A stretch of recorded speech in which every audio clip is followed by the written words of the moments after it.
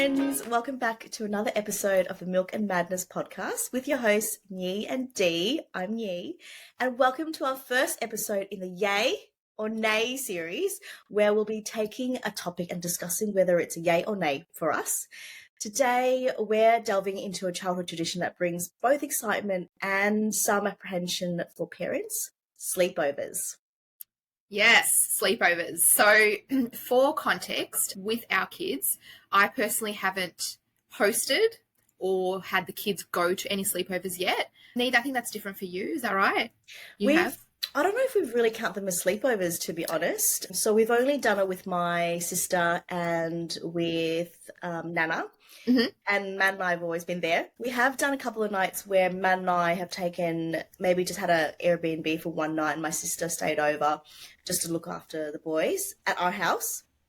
So I don't know if we'd really count them as sleepovers, but yeah, that's what we've done. And you've done none of that at all. Neither. Yeah, none of that. So today's discussion will involve us navigating our thoughts and feelings around the inevitable question that will come, and I'm sure we both have had it. Mum, can I go or have a sleepover? So in a nutshell, is it a yay or a nay for you? It's an absolute nay for me. Something I feel quite strongly about. And I was reflecting on this before, like when I was having a shower before we met. And so why do I feel so strongly about it? And I don't know, to be honest with you. When I was a kid, we didn't have sleepovers, so maybe that was a factor, but it wasn't, I don't ever remember wanting desperately to go to a sleepover or anything like that. I'm just thinking maybe in my friendship groups in primary school and even high school until later on, sleepovers weren't really a thing, and I don't know how it was for you, but I don't remember it coming up as an issue. Mm-hmm. And for me and Matt, we both feel that sleepovers is definitely a no for a while. And it just comes down to, I think, the unknown. And I'm going to sound so overprotective, I think, in this episode. But especially when my kids are young, I don't want to put them in any situation where stuff could happen. And when I say stuff could happen, use your imagination in terms of what could happen. And it's not that I don't trust people, but it's just stuff happens. Stuff happens, and it's the unknown. And I've read enough articles and I've lost enough sleep thinking about this stuff to the point where I'm quite confident our answer is no in terms of sleepovers. Until they are older, until they have a strong voice of their own, and until I'm confident that if something happens that they would be able to be like, whatever that is, I don't like that, whatever it is, I think until we get to that point, then I'll be like, no for sleepovers. Yeah, that's absolutely very valid concerns, and same that I have as well. I am a yay, so I am going to say yay for sleepovers because I don't have anything against sleepovers. I don't feel as strongly as you do, which is weird because you know me, I overanalyze and overthink things. But you made a good point about their age and their maturity and their ability to navigate any situation that might be thrown at them. So definitely wouldn't be looking at having sleepovers, hosting, or letting Aiden or Amelia go to sleepovers in primary school ages. And to your point about your own childhood, I had sleepovers. I hosted them and I went to them, but I don't remember any being in primary school. I definitely remember them all being high school. And they probably were worse in high school because then I got up to more mischief. You're definitely in a different space mentally than you would be as a kid, so you are a lot more vulnerable as a child.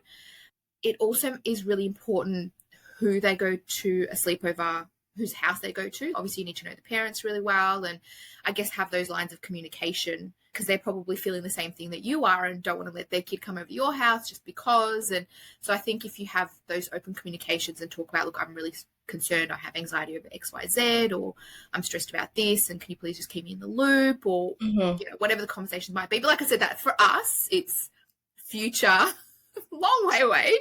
But yeah, I don't mind sleepovers. I like them. I think they're fun. Do you have to have them? Absolutely not. It's definitely, you're not missing out on anything. Like nothing happens, nothing changes. But yes, so that's in a nutshell, I am okay with them. But I think as a parent, you do have to be really careful. And that's just not with sleepovers, it's with everything.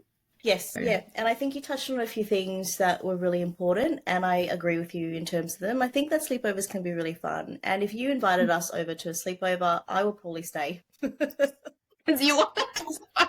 as well. I will probably stay and help you out with it.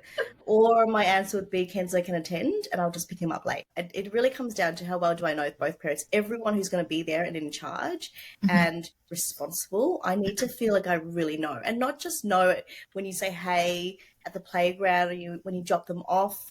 I need to know them. Otherwise, there's no way my kids are staying over for a sleepover. As I said, I'll come pick them up later, or I will just hang around and help you out with the sleepover, because I think, yes, that can be absolutely so much fun. And in terms of social aspect for our kids, I think it can be really great. And especially with Kenzo, who sometimes I feel the social stuff, he misreads social cues. And I think relationships for him is something he's still navigating in terms of friendships, more so than other kids his age.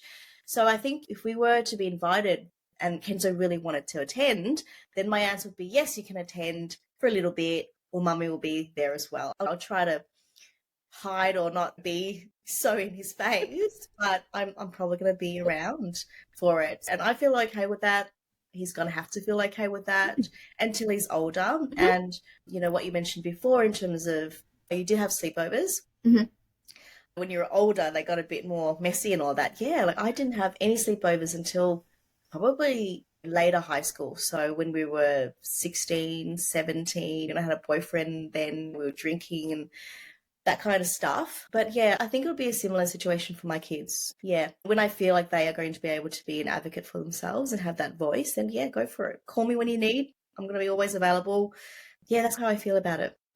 I think that the simplest way to explain it is just to not rush. Obviously, if they're with like grandparents or whatever and you go for a dinner out and then they just end up sleeping at the grandparents, that's fine. But like when you're invited to, say, a school friend that you don't know the parents that well, you don't know who's coming and going from their house. So you might even know the parents really well, but if you don't have that conversation beforehand to be like, look, I'm really anxious about this. Will there be anyone else attending? Who's coming? Who's not?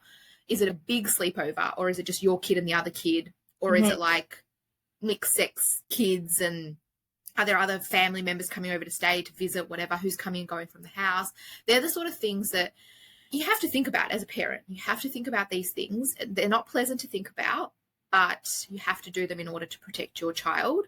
And you don't ever want to put them in a situation where they feel uncomfortable, whether that's just they don't feel comfortable because another kid is bullying them at the party or excluding them, or it could just be something as simple as that.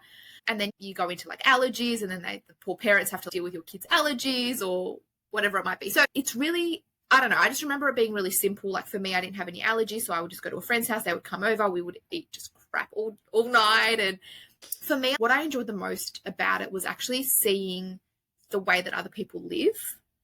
And I had a really close friend who was, I'm European, so I have European traditions and things like that, but she was very Australian. And so they did the Sunday roast, and what they ate and how they navigated their day-to-day life in their family was very different to mine. And so it was really interesting to see that. And so I think you can still get that just from being at the house. Of course, you don't have to sleep over, but I really enjoyed that. She had an older sister. And so, of course, we learned all the bad things from her. And it was just, it was fun. And I never felt unsafe or anything like that. And yeah, that's great. I would have just been able to walk home and go home. It wouldn't be an issue. But you need to teach your kids that. And if you have to be there for the first X amount of sleepovers, just until you're comfortable with it and they're comfortable with it, why not? Like, they don't know that you're not supposed to be there. Like, you could be there. Well, Kenzo will probably be like, Mom, what are you doing here? I'm sorry, buddy. That's how it is. I think I can already see this conversation happening and him rolling his eyes. But I think, it's one of those things where you think it's a really simple topic, but then you spend a bit of time thinking about it a bit more, and the different variables, the different potential scenarios, the relationship aspect, how much do you trust them, like all that stuff. And it's actually quite a meaty, complicated thing to think about as a parent of young kids. And it does come down to doing what you feel comfortable with. Because if he went to a sleepover and didn't really know those parents really well, I don't think I'll be able to sleep, honestly. I think I'd be at home thinking about it, worrying about it. Same. Probably, hopefully unnecessarily, but I know that's probably what I would be doing. And why am I going to put myself in that situation? I'm not. yeah, that's where we're at the moment. And I think how strongly I feel about it is probably going to change to some degree as the kids gradually get older and as I know parents better. You guys, obviously, I know you guys so well, and obviously Calvin babysat all day and we're totally comfortable with that. So I think if you were to have a sleepover, I would say yes, but I would probably still hang around. And it's not a reflection of you guys, it's more No. on me. It's more on me in terms of what I'm comfortable with and am I going to be able to sleep? Has Kenzo asked to go to a sleepover yet? No, but we have been invited to some, and he hasn't really been interested. If he was really interested, I'll have a proper talk to him about it and let him know why and why mum is in the kitchen helping out and that kind of stuff. But he hasn't really been interested, and I think it's because they haven't been really close friends yet. They've been, which I find really interesting is when we got these invites, and I'm like, who's this kid? I don't really know this parent. Maybe you're really close with them in school. So that's been an interesting thing for me in terms of just getting these invites, because I'm like, oh, I don't even know who you are. I can't believe you've invited us over for a sleepover, which is a reflection of me and our parenting style, not and theirs and how it's different. And we're all very different in terms of our approach. How about your kids? Yeah, so Aiden got invited to a sleepover. He's still in nappies overnight, so I still have that buffer where if he was to ask, Mum, can I go to a sleepover? I can swing it and be like, you still wet the bed. You can't until that happens because you're going to potentially wet their bed, etc. So that's up my sleeve at the minute. He's not really that interested in any of that sort of stuff. Like, he's not even interested in having a birthday party. Like, he hasn't asked me, thank God, because they're so not cheap. But luckily, he doesn't seem to be interested. Okay. He hasn't had one, so I think the benefit for us is they don't really know what happens and what to expect. I think the thing that I'll find hard when you get that invite, navigating saying no politely to the other parent, because I wouldn't want to be like, no, sorry, we're busy, we've got something else on. I'd want to have that conversation and be like, look, we're not really comfortable yet. Because then what will happen is they'll just keep inviting and not really understand. And then if I keep saying no, then they're going to be like, does she hate me? What's going on? That's probably going to be the hardest thing, because I know not all parents are super understanding. Like, some of them don't really get it, which is fine. Like, they obviously haven't thought about it or it's not in their world. But yeah, I don't want to offend anyone, but at the same time, I don't want my child going there currently at this young age if I don't know you well enough, etc., etc. Yes. I'm happy to offend anyone if it means that I'm comfortable, honestly, and my kids are comfortable. So I would try my best not to offend anyone, but if you take offense for me saying no to a sleepover, then that's you. I'm sorry. It is what it is. But love how blunt you are. I love it so much. But I can handle it. I'd rather just know. If you said no, I can't for whatever reason, I'd be like, okay, cool. At least I know. But I know that some people they don't. It's hard to navigate that sometimes, because some people are a little bit more sensitive, and you're like, no, that's not what I mean. I just mean I'm not comfortable. Yeah, and I will tell them that. Nothing against you, but But then if they still don't take offense, then it is what it is. So, So in terms of once we get over the hurdle of allowing our children to have sleepovers, once we're comfortable with it, will you wait until they have a mobile phone so that they can call you if something happens, or was that a conversation you have with the parent to be like, can you let them use your phone? How do you think you'll navigate that? Yes, that's a good one. I think I will either have their own phone by then, or I will just give them a phone for it.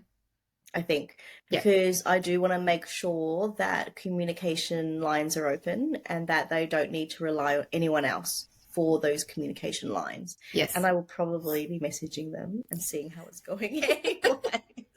At least once, I think, just to see how it's going. Yeah. They're going to know what type of mum they have. So I'm going to be around, and I'm going to be, I want to say in their face, in the nicest way possible that I can try to do that. But yeah, I think if we were to start sleepovers, let's say, I don't know, when they're like 15 or whatever it is, that sounds a bit old, I think. No, I'm okay with that. So let's say if they're like 15 and they really want to go over to a sleepover and they don't have a phone yet, which I'll be very surprised, but I'll make sure that they have some way of communicating with us as easily as possible. Yeah. How about you? Yeah, no, that's a good point. I think if they don't have one already, by that age they start having sleepovers, giving them one just for the night, just so you can check in, whatever.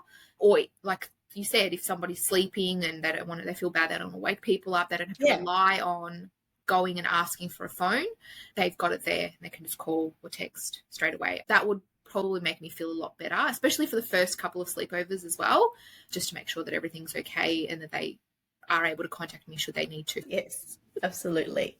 So on that note, we'll tuck you in and close the blinds on this topic. Yes, pun intended. Let us know your thoughts on sleepovers. We love hearing different perspectives, so please leave us a comment. What age did your children start having sleepovers? Are you yay? Are you nay? Give us your thoughts, please. We'd love hearing them. This is Dee and Yee saying good night. Catch you later, friends. Bye.